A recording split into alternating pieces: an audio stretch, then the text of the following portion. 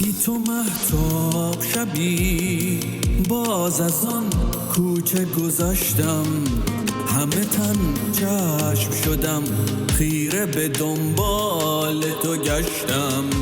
شوق دیدار تو لبریز شده از جام وجودم، شدم آن عاشق دیوانه که بودم. در نهان خانه جانم گل یاد تو درخشید، باغ صد خاطر خندید، عطر صد خاطر پیچید.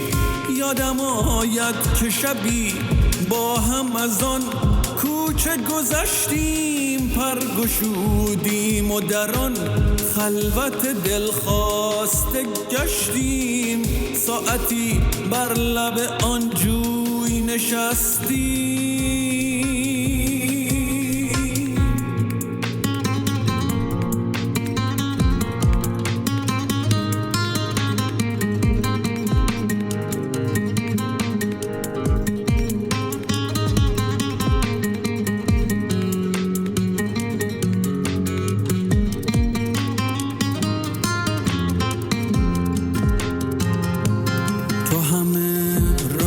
جهان ریخته در چشم سیاهت، من همه محو تماشای نگاهت.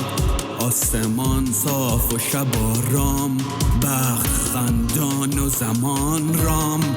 خوشه ماه فرو ریخته در آب، شاخه ها دست برآورده به مهتاب. شب و صحرا و گل و سنگ همه دل داده به آواز شباهنگ. یادم آید تو به من گفتی از این عشق حذر کن، لحظه ای چند بر این آب نظر کن.